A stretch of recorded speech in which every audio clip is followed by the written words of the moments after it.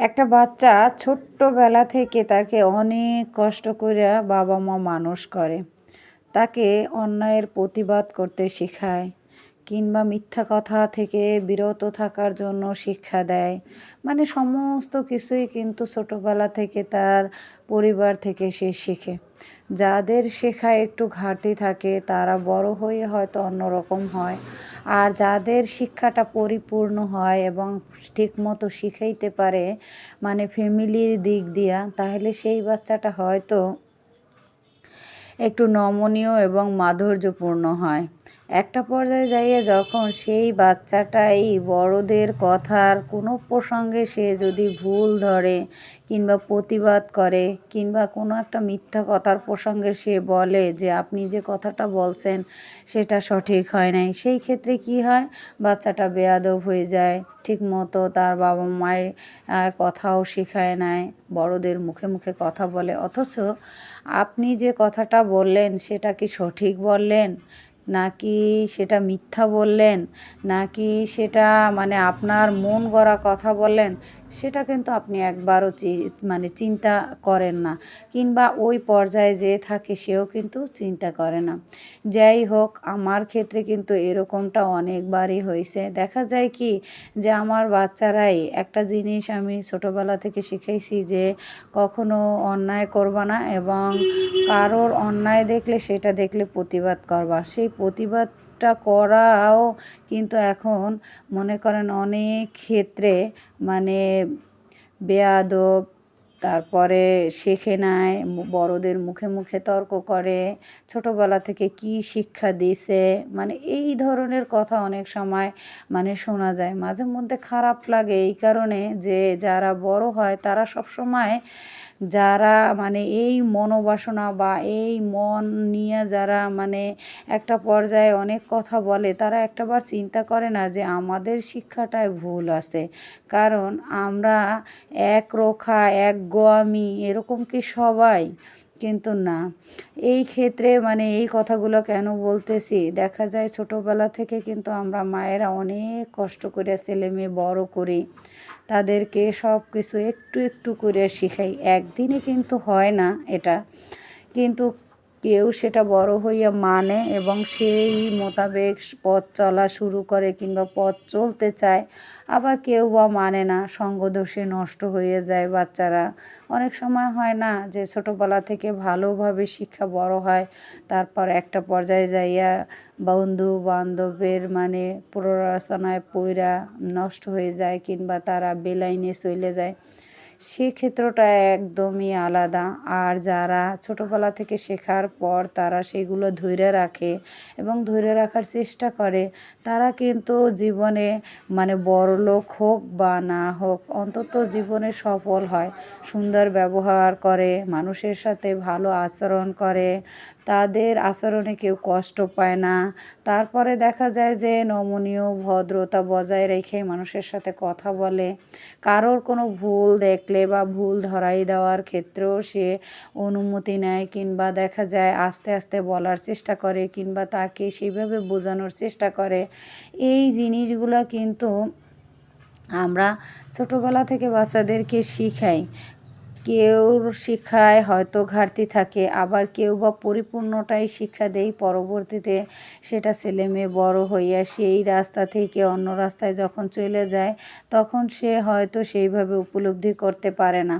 তবে আপনার আমার আমরা যারা গার্ডিয়ান আছি সবাই চাই আমাদের ছেলেমেয়েরা মানুষ হোক, ভালো মানুষ হোক, কিংবা ছোট কাজ করুক কিংবা বড় কাজ যেই করুক না কেন, কিন্তু মানুষের প্রতি অন্তত সম্মান করুক, মানুষে ভালোবাসুক। এই জিনিসগুলো এখন কেন আসছে জানেন?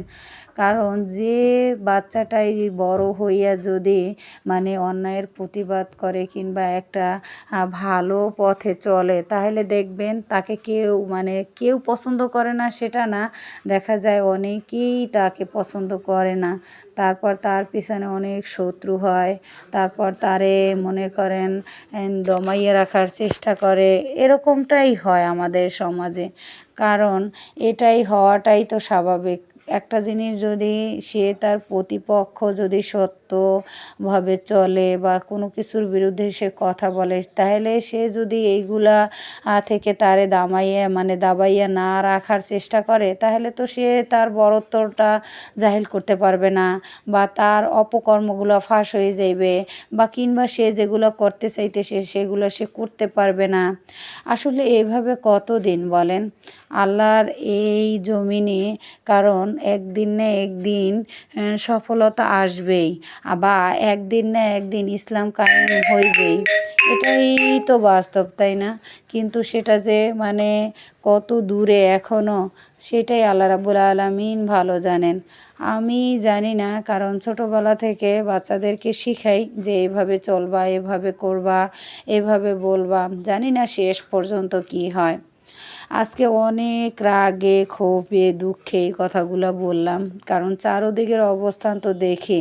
কারণ দেখা যায় যে এই জিনিসগুলোই একটা সময় বাচ্চাদের উপরে অনেক এফেক্ট ফেলে। দেখা যায় সে যত ভালো করার চেষ্টা করুক না কেন, একটা সময় দেখা যায় যে তার অনেক শত্রু তৈরি হয়, বা দেখা যায় তাকে অনেক এক ধরনের প্রতিবন্ধকতার মধ্য দিয়ে যাইতে হয়, এই আর কি। তো আজকে তো রুই মাছ রান্না করলাম, পাশাপাশি এখন পেঁয়াজের কলি ভাজি করব।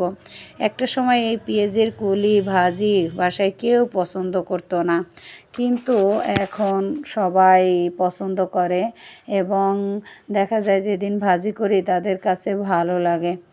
আজকে এই 2টা মোটা পেঁয়াজের কলি কিনছি 40 টাকায়, এক মোটা পেঁয়াজের কলি নিয়েছি 20 টাকায়। অনেক মজা হয়েছে ভাজিটা।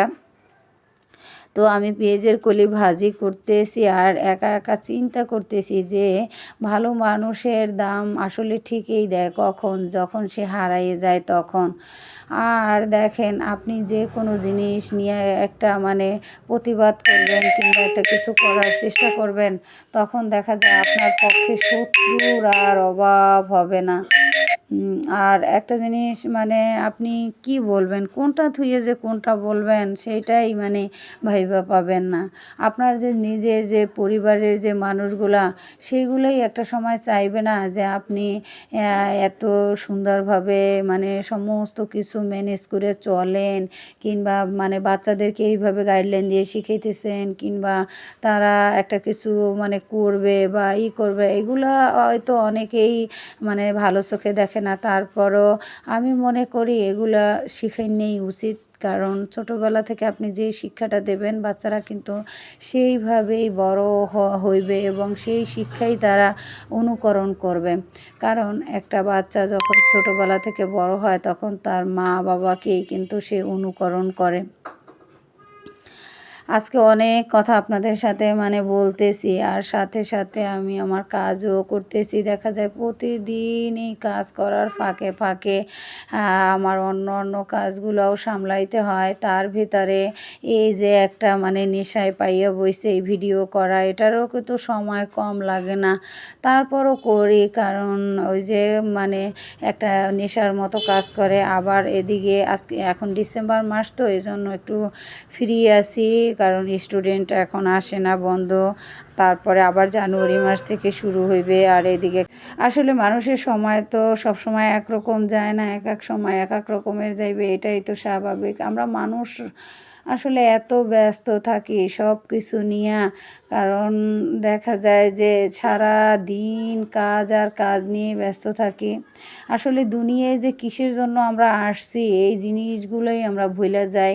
সারা জীবন সারা জীবন যেখানে থাকতে হইবে সেই চিন্তাটা আমরা অনায়াসেই ভুলে যাই। সারাক্ষণ শুধু কি খাবো, কি রান্না করব, কতটা রান্না করতে পারছি, আবার কতটা টাকা পয়সা জমাইতে পারছি, বাড়ি করছি, গাড়ি করছি, ভালো ফ্ল্যাটে থাকতে হইবে, আরাম আয়েসে জীবন পার করতে হইবে, সেই নিয়ে ব্যস্ত থাকি সব সময় আমরা। আসলে আমরা কি বলবো, আমরা মানুষেরা তো